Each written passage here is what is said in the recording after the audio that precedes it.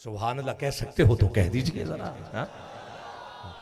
ہر چیز جو کچھ بھی جو بھی شے، لفظ شے میں ہر چیز آ جاتی ہے اور وہ قادر ہے. ان اللہ علی کل شیء قدیر، ہر شے پہ وہ قادر ہے. اور شے میں پانی کے اندر ہیرے جواہرات، موتی، ایک پتا، نبی، رسول، کائنات کی ہر چیز جو ہے وہ شے میں شامل ہے. ہر چیز، ابدال، یہ ایک لفظ شے.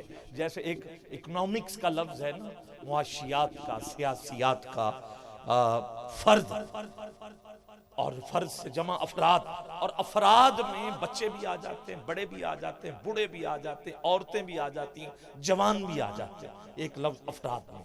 اسی طرح ایک شے عربی کا لفظ ہے، اس میں ہر چیز آ جاتی ہے.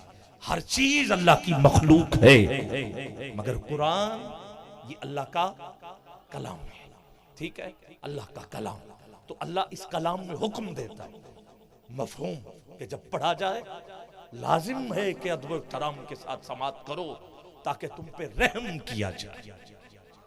ٹھیک ہے، کوئی اور گفتگو نہیں ہوگی، خاموشی کے ساتھ پاک کلام. اور یہ سارے کا سارا کلام حضور کی باتیں، حضور کے حسن و جمال کا تذکرہ.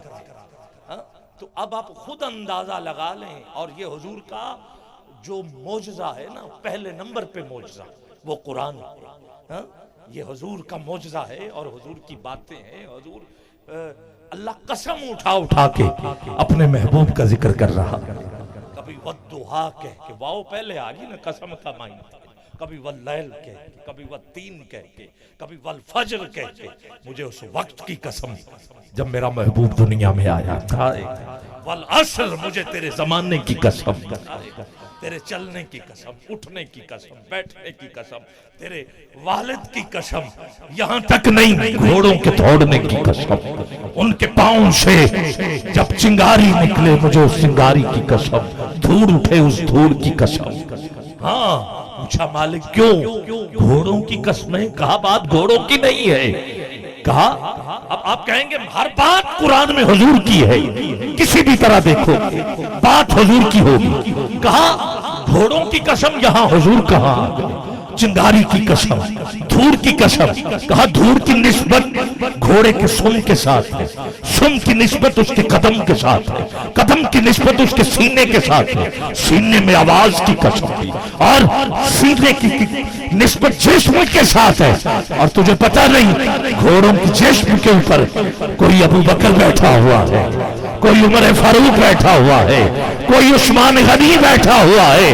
ہاتھ اٹھا کے بول کوئی مولا علی بیٹھا. بات گھوڑوں کی نہیں ہے، بات میرے یاروں کی ہے، میرے یار کے یاروں کی بات ہو رہی ہے. گرامی قدر، اب جو رب کبھی والضحیٰ کہہ کے محبوب کے مکھڑے کی قسم اٹھائے، کبھی اس وقت کی قسم اٹھائے، اور کبھی حضور کی چادر کی بات کر کے کبھی مدثر کہے، کبھی مزمل کہے، کبھی محمد کہہ کے نہیں پکارا. جب پکارا ہے یار کی اداؤں سے پکارا ہے، اور نبیوں کو یا نوح کہہ کے پکار رہا ہے، یا موسیٰ کہہ کے پکارا جا رہا ہے، یحییٰ کہہ کے پکارا جا رہا ہے. اور جب بات مصطفیٰ کی ہوئی، اٹھا کے دونوں ہاتھ، کبھی یاسین کہہ کے پکار رہا ہے، کبھی قسمیں اٹھا کے پکار رہا ہے، اور کبھی پورا نام پھر بھی نہیں، کبھی الف لام میم کہہ کے. سبحان اللہ. کلام خدا کا ہے، باتیں حضور کی. ٹھیک ہو گیا؟ تو اب اس کلام کو سننا پورے انہماک کے ساتھ، ہوش و حواس کے ساتھ. اور ان صحابہ کی عظمت کو بھی میں سلام پیش کرتا ہوں.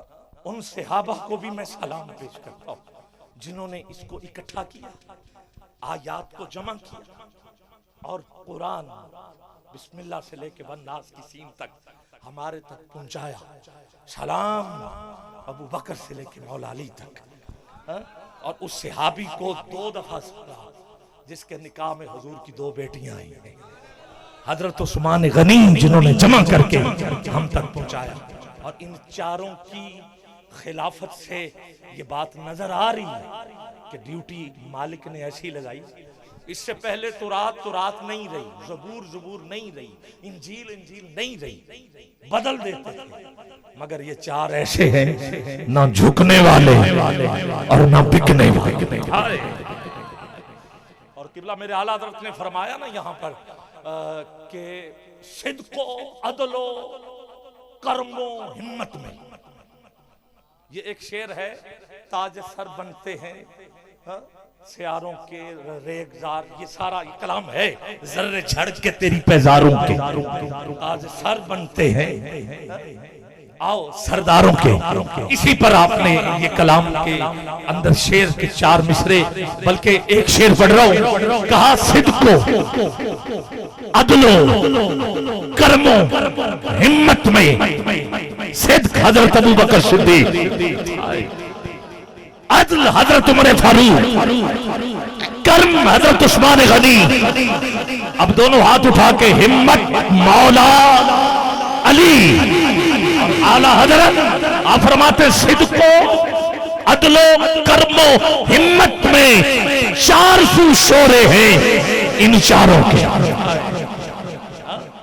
اور انہوں نے سبحان اللہ سبحان اللہ